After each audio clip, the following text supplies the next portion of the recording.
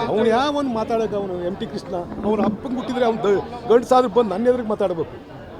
ಅವನೇನಾದ್ರು ಗಂಡಸಾದ್ರೆ ಬಂದು ನನ್ನ ಎದುರಿಗೆ ಮಾತಾಡಬೇಕು. ಎಲ್ಲೋ ಮೈಕ್ ಹಿಡ್ಕೊಂಡು ಮಾತಾಡ್ತಿದ್ದು ಕೊಳಪಟ್ಟಿ ಹಿಡ್ಕೊಂಡು ಕೇಳ್ತೀನಿ ಅವನ್ನ. ನಾನು ಏನೇನು ಮಾಡಿದ್ದೀನಿ ಬಂದು ತೋರಿಸ್ಬೇಕು. ಅವನು ಗುಬ್ಬಿ ಬತ್ತನಲ್ಲ ಕೊಳಪಟ್ಟಿ ಹಿಡ್ಕೊಂಡು ಕೇಳ್ತೀನಿ ನಾನು ಆ ಥರ ಹೇಳಿರೋನೇ ಕೃಷ್ಣಪ್ಪಗೂ ನನಗೂ ಇದು ಪ್ರಜ್ವಲ್ ರೇವಣ್ಗೂ ನನಗೂ ಡಿಫ್ರೆನ್ಸೇ ಇರಲ್ಲ. ನಾನು ಹಂಗೆ ಹೇಳ್ಬೇಕಾಗ್ತದೆ MT ಕೃಷ್ಣಪ್ಪಗೆ. ಈಗ ಹೇಳಿದ್ರೆ ಕುಮಾರಸ್ವಾಮಿ ಅವ್ರು ನನ್ನ ಬಗ್ಗೆ ಮಾತನೇ ಆಡಲ್ಲ, ಇನ್ನು ನಾನೇ ಮಾತಾಡ್ತಾ ಇದ್ದೀನಿ ಅಷ್ಟೇ ಬಿಟ್ಟರೆ ಅವ್ರು ಮಾತೇ ಆಡಲ್ಲ. ಗೊತ್ತಿಲ್ಲ ಆದರೆ ಅವ್ರನ್ನ ಕೇಳಬೇಕು. ಅವ್ರು ನನ್ನ ಬಗ್ಗೆ ಮಾತಾಡಿದ ಸರ್ ಬಿಡ್ತೀನಿ, ನಿಮ್ಮನ್ನೆಲ್ಲ ಕರೆದೇ ಬಿಡ್ತೀನಿ. ನನಗೆ ಹೆಂಗೆ ಗೊತ್ತು, ಕುಮಾರಸ್ವಾಮಿಗೆ ಗೊತ್ತು, ಕಳಿಸಿದವ್ರಿಗೆ ದೇವೇಗೌಡರಿಗೆ ಗೊತ್ತು, ರೇವಣ್ಣ ಅವ್ರಿಗೆ ಗೊತ್ತು. ಅವರೇ ಫ್ಲೈಟ್ ಬುಕ್ ಮಾಡಿ ಕಳಿಸಿದಾರೆ ಅವರು. ಯಾಕೆಂದರೆ ಪೆನ್ ಡ್ರೈವು ಇದೆ ಅಂತ ಹೇಳ್ಬಿಟ್ಟು 6 ತಿಂಗಳು ಮೊದಲೇ ಇವ್ರು ಎಲ್ಲರಿಗೂ ಗೊತ್ತೈತಿ. ಇಡೀ ಜಗಜ್ಜಾಹಿರ 6 ತಿಂಗಳು ಹಿಂದೆಲೇ ಅವ್ರಿಗೆ ಟಿಕೆಟ್ ಕೊಡಲ್ಲ ಅಂತ ಹೇಳಿದ್ರು ಯಾರು ಕುಮಾರಸ್ವಾಮಿ ಅವರು. ಅಂಥವ್ರಿಗೂ ಟಿಕೆಟ್ ಕೊಟ್ಟ ಮೇಲೆ ಇವೆಲ್ಲ 2 ದಿವಸ ಮೊದಲೇ ಬಿಡುಗಡೆ ಆಯ್ತು ಇದ್ದಂಗೆ ಅವನ್ನ ಹೊರದೇಶಕ್ಕೆ ಕಳಿಸಿರ್ತಕ್ಕಂಥವ್ರು ಯಾರು? ಇದೆಲ್ಲ ಸುಮ್ಮನೆ ಕುಮಾರಸ್ವಾಮಿ ಅವ್ರ ನಾಟಕ, ಸೃಷ್ಟಿ ಮಾಡಿರ್ತಕ್ಕಂಥ ನಾಟಕ.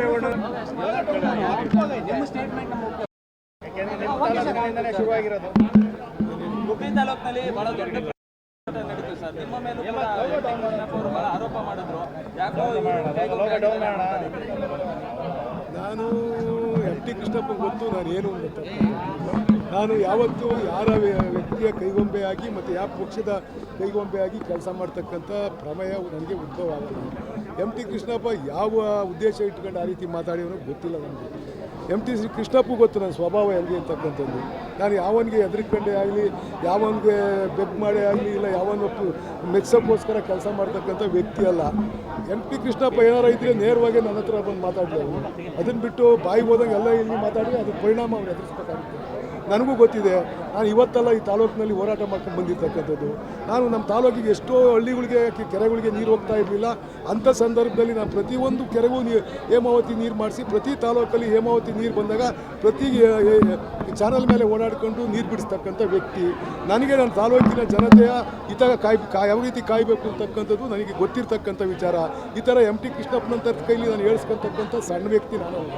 ಆದರೆ ವಿಚಾರ ಹೇಳ್ತೀನಿ. ಹೇಮಾವತಿ ಈ ಏನು ಇಲ್ಲಿ ಕೆನಲ್ ಮಾಡ್ತಾ ಇದ್ರೆ ಅದನ್ನು ನನಗೆ ವಿರೋಧ ಇದೆ ಅಂತ ನಾನು ಪ್ರಾರಂಭಿಕರು ಕೂಡ ಹೇಳ್ತಾ ಇದ್ದೀನಿ. ನಮ್ಮ ಜಿಲ್ಲೆಯ ಜನಕ್ಕೆ ಇವರು ನಮಗೆ ಅಲೋಕೇಶನ್ ಆಗಿದೆ 3 TMC ನೀರು, ನಮ್ಮ ಅಲೋಕೇಶನ್ ಆಗಿರ್ತಕ್ಕಂಥ ನೀರ ಕುಣಿಗಲ್ಲಿ ತಗೊಂಡೋಗ್ತೀವಿ ಅಂತಕ್ಕಂಥದ್ದನ್ನ ಇವ್ರು ಹೇಳ್ತಾ ಇದ್ದಾರೆ.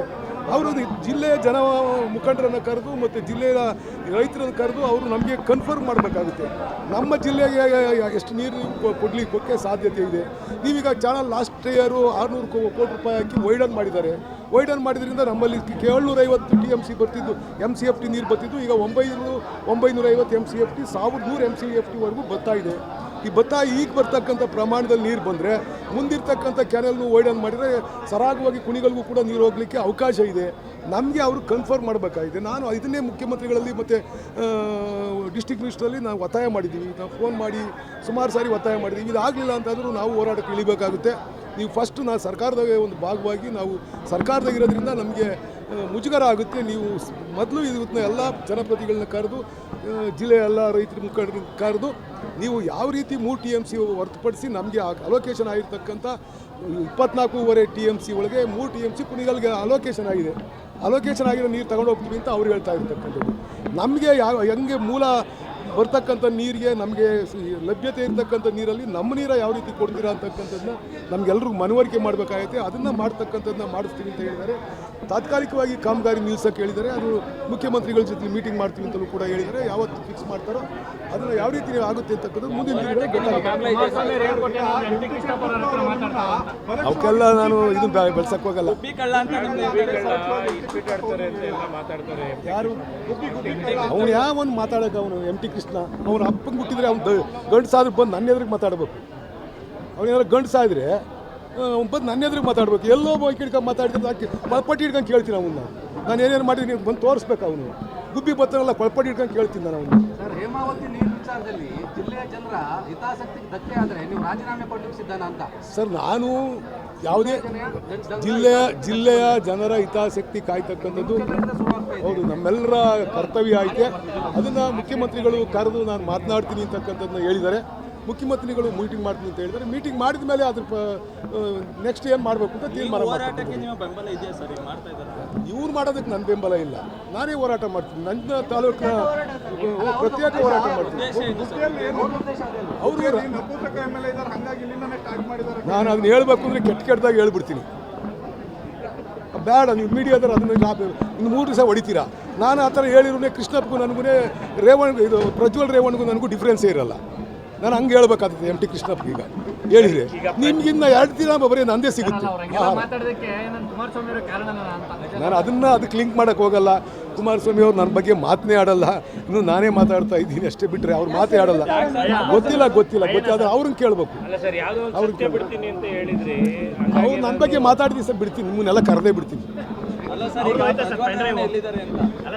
ನನಗೆ ಹೆಂಗೆ ಗೊತ್ತು, ಕುಮಾರಸ್ವಾಮಿಗೆ ಗೊತ್ತು, ಕಳಿಸಿದವ್ರಿಗೆ ದೇವೇಗೌಡರಿಗೆ ಗೊತ್ತು, ರೇವಣ್ಣ ಅವ್ರಿಗೆ ಗೊತ್ತು. ಅವರೇ ಫ್ಲೈಟ್ ಬುಕ್ ಮಾಡಿ ಕಳಿಸಿದಾರೆ ಅವರು. ಯಾಕೆಂದರೆ ಪೆನ್ ಡ್ರೈವು ಇದೆ ಅಂತ ಹೇಳ್ಬಿಟ್ಟು 6 ತಿಂಗಳು ಮೊದಲೇ ಇವ್ರು ಎಲ್ಲರಿಗೂ ಗೊತ್ತೈತಿ. ಇಡೀ ಜಗಜ್ಜಾಹಿರ 6 ತಿಂಗಳು ಹಿಂದೆಲೇ ಅವ್ರಿಗೆ ಟಿಕೆಟ್ ಕೊಡಲ್ಲ ಅಂತ ಹೇಳಿದ್ರು ಯಾರು, ಕುಮಾರಸ್ವಾಮಿ ಅವರು. ಅಂಥವ್ರಿಗೂ ಟಿಕೆಟ್ ಕೊಟ್ಟ ಮೇಲೆ ಇವೆಲ್ಲ 2 ದಿವಸ ಮೊದಲೇ ಬಿಡುಗಡೆ ಆಯ್ತು ಇದ್ದಂಗೆ ಅವನ್ನ ಹೊರದೇಶಕ್ಕೆ ಕಳಿಸಿರ್ತಕ್ಕಂಥವ್ರು ಯಾರು? ಇದೆಲ್ಲ ಸುಮ್ಮನೆ ಕುಮಾರಸ್ವಾಮಿ ಅವ್ರ ನಾಟಕ, ಸೃಷ್ಟಿ ಮಾಡಿರ್ತಕ್ಕಂಥ ನಾಟಕ. ಗೊತ್ತಿಲ್ಲ ಸರ್, ಕಾನೂನು ಇವರು ಸಂವಿಧಾನದಲ್ಲಿ ಬರೆದಿದ್ದಾರೆ.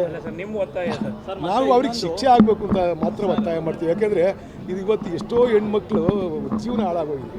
ನಾವು ಇಮ್ಯಾಜಿನ್ ಮಾಡ್ಕೊಳಕ್ಕಾಗಲ್ಲ, ಜಸ್ಟ್ ಇಮ್ಯಾಜಿನ್ ಮಾಡ್ಕೊಂಡ್ರು ನೋವಾಗುತ್ತೆ ಅಷ್ಟು ಪರಿಸ್ಥಿತಿ. ಇಲ್ಲ ನನಗೆ ಅದ್ರ ಬಗ್ಗೆ ನಾವು ನಾಳೆ ಎಂಕ್ವೈರಿ ಮಾಡಿ ಅಂತ ಹೇಳ್ಬಿಟ್ಟು MD ಅವ್ರಿಗೆ ಹೇಳಿದ್ದೀನಿ. ಮೊನ್ನೆ ಯಾವುದೋ ಪೇಪರಲ್ಲಿ ಬಂದಿತ್ತು, ಅದನ್ನೇ ಇಟ್ಕೊಂಡು ನಾನು MD ಅವ್ರಿಗೆ ಮಾತಾಡಿ ಅದ್ರ ನೋಡಿ ಎಂಕ್ವೈರಿ ಮಾಡಿ ರಿಪೋರ್ಟ್ ಕೊಡಿ ಅಂತ ಹೇಳಿದ್ದೀನಿ.